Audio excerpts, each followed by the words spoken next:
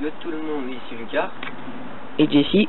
Donc Jessie, bah, il va filmer voilà. la vidéo d'aujourd'hui, donc on pourra pas trop le voir. Voilà, comme je vous ai dit lors de la dernière vidéo où Lucas était pas là, bah là on va commencer à préparer son matériel. Donc voilà, hein, sa station. Donc je vais vous présenter tout mon matériel. Voilà, vas-y. Bah donc d'abord je vais vous présenter deux sourires. Donc voilà.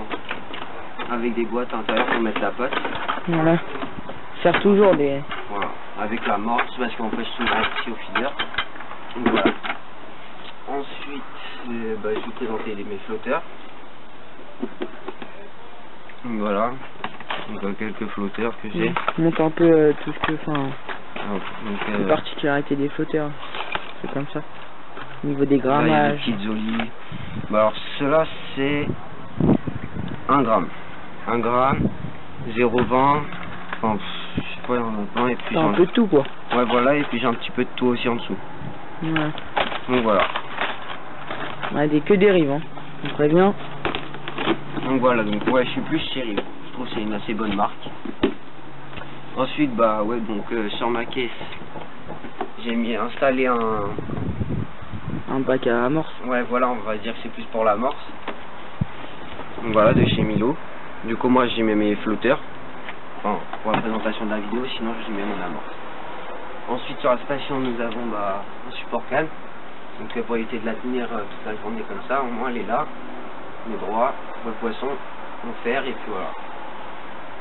Donc c'est très utile aussi je trouve. Ensuite on a la bouiche. Donc ça je sais pas combien de mètres c'est. 3 mètres non? Ouais, à peu près 3 mètres je dirais. Donc je sais pas trop, je peux pas trop vous dire.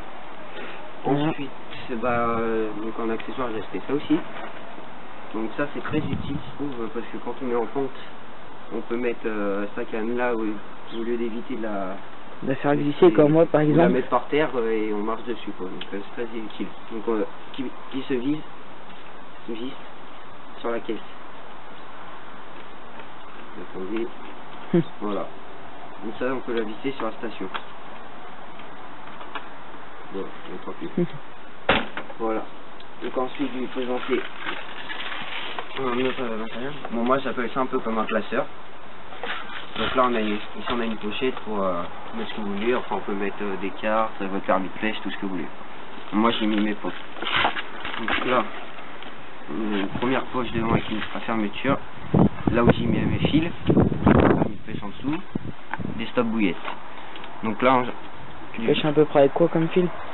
Ça celui-là qui est du 3,60 kg, regardons du 950 grammes. Et celui-là je peux pas trop vous dire, c'est pas marqué. Donc voilà.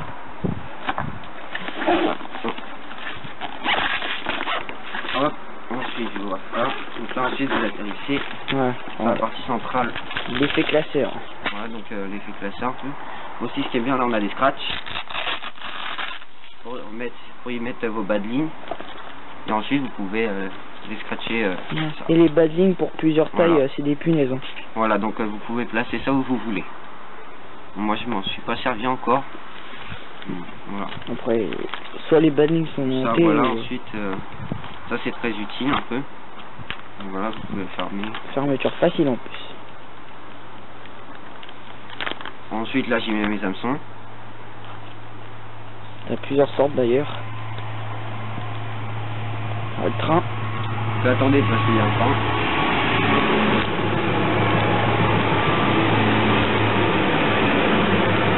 Donc, là il y a un pont.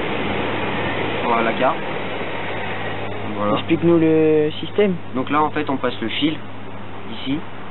On récupère là et ça évite d'accrocher, de mettre une agrafe et mettre un plomb. Donc après je sais pas en montage carpiste je m'y connais pas trop. Donc voilà quoi. Donc là il y en a d'autres aussi. Et là aussi. D'ailleurs sur tes lancers, on regardera tout à l'heure, t'en as pas trop monté. Non, c'est pas trop mon truc de jambes. Ensuite je vais présenter le bolibag de chez Caperlan. Donc tu mets quoi dedans? Je mets mes apparts. Donc je vais vous les présenter. Voilà.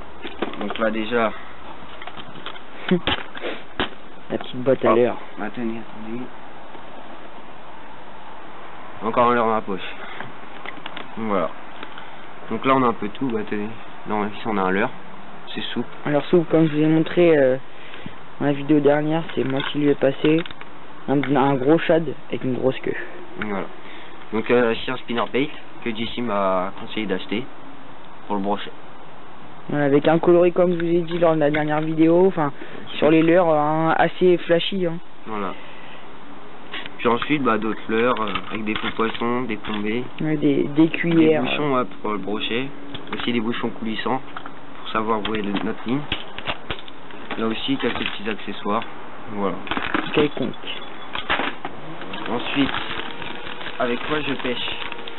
Donc j'utilise la Marucci FG 120 en pâte.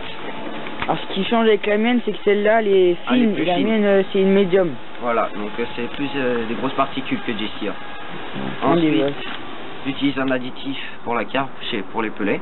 De chez Sensas. Voilà, donc je vais vous présenter. C'est des pelets Marucci de 2 mm. D'amorçage, hein. Voilà, donc des pelets d'amorçage. Ensuite j'ai de la pâte de chez Fun Fishing. Déjà faite. Voilà, donc elle est déjà faite. Hein. Elle marche bien celle-là ou pas? Ouais, pas trop. Elle marche, mais c'est que quand j'ai vraiment plus de pâte.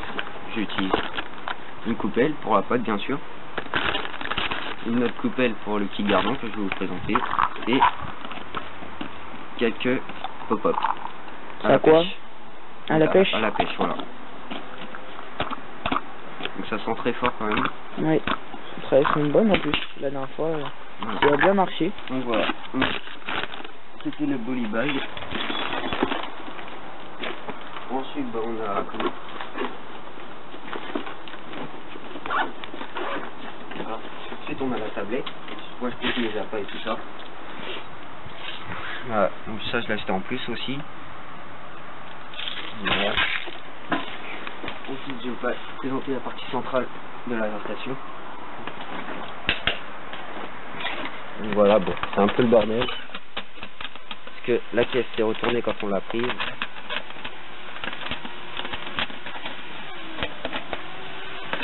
Attendez, j'essaie un peu de tout remettre. Donc là, tu as particulièrement des lignes, pourquoi? Plus pour la carte. Donc à la pâte... À la pâte, pellet, tout. D'accord. Et quelques gardons. Bon, ça va que je pêche le gardon, parce que c'est pas trop ce que je préfère. Hop. Et là, si vous remarquez bien, Lucas a beaucoup plus de bouchons avec des antennes plus grosses. Plus grosses, bah, donc pour la pâte, mais aussi orange. À cause du reflet du soleil, généralement les antennes jaunes, on les voit pas trop.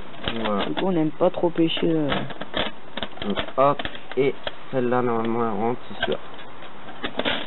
Ou pas. Ah bon, c'est un peu le bordel, hein, désolé. J'ai pas tout très bien rangé la dernière fois quand je suis allé à la pêche. Hop.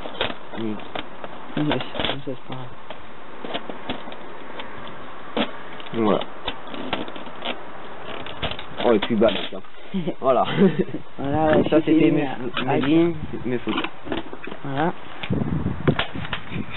Un petit tiroir. Ensuite là on a un tiroir. Bon, tous les pêcheurs connaissent ce tiroir qu'on a. Un peu celui du bordel. Donc, voilà. Tout, là. Ah, les lignes à gardon. Les quelques petites lignes à gardon. Voilà. De la tresse. Un élastique de rechange au cas où. En base. En base. Cône, comme je vous ai dit lors de la dernière. Et là, mon flotteur préféré, c'est le koi. Avec une très grande antenne. Voilà, donc pour la pêche à la pâte. Ensuite, j'ai encore plein d'enrouleurs comme ça dans le fond. Donc voilà. Ensuite, on va passer aux cannes. Donc ici, on a une canne, un lancer de shérif. Donc voilà, feeder. Donc tu t'en sers à pêcher au feeder. Ouais. Généralement, c'est quoi ton montage que tu prends pour pêcher au feeder? Bah, un montage de simple, quoi. Ensuite, mon kit. T'as monté un élastique? Avec un élastique de 3 mm. Assez tendu. Donc, voilà. Tu l'as monté sur combien de brins? 2. Ouais, comme moi. Sur 2 brins. assez tendu aussi pour les pêches de bateau. Ça c'est pour le gardon. Un élastique de combien pareil? Pas beaucoup, je crois que c'est 1 mm. 1 mm. Et la canne de 11 mètres. Caperland. Bon, c'est la taille au-dessus de la mienne hein, que je vous ai montré. Ensuite, Chez Caperland ne font pas 10 mètres, c'est soit 9 mètres 50 ou soit 11 mètres. Et après il y a 13. Voilà. Donc ici aussi on peut voir la colonne vertébrale de la canne. Voilà. Ici qu'on peut suivre. Avec l'orange. Ensuite on a l'Europoskit de là à là-bas. Donc ça je l'ai chez Sansa, c'est ça chez Rive. On a un rouleau pour derrière. Bon là je l'ai mis à l'avant pour vous présenter. J'ai un petit rouleau mais bon je compte en acheter un autre parce que celui-là il est petit, il est chiant. Ouais, il a servi aussi hein. Ouais, il sert beaucoup. Et puis pour terminer, bah là j'ai des lanciers. Donc voilà, donc là la plombée, c'est une cuillère avec câbleur souple et un trépas de son à l'arrière. Ah oui, c'est ton lancer pour le leurre. Voilà. Donc bon, il est pas si souple que ça. En 2 brins. Ouais, voilà quoi. Il est assez rigide. Bon, j'ai gagné à un concours de truite, mais bon, il est pas super bien. Ensuite, nous avons 2 parapluies au cas où, si quelqu'un oublie un parapluie. Donc moi, je prends toujours les 2.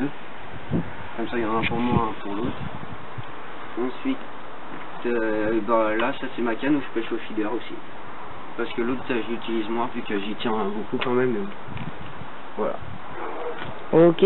Donc c'était mon matériel. Voilà, donc le guide de la pêche numéro 4.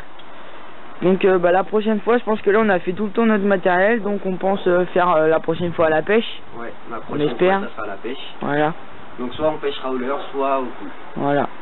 Peut-être au coup je pense parce que la reprise du leurre c'est au fin avril, début mai. Ouais, ça je sais pas trop, mais je sais que nous on va pêcher, ça reprend le 3 mars. Voilà, donc on verra. Donc voilà. Donc on vous dit à la prochaine et salut.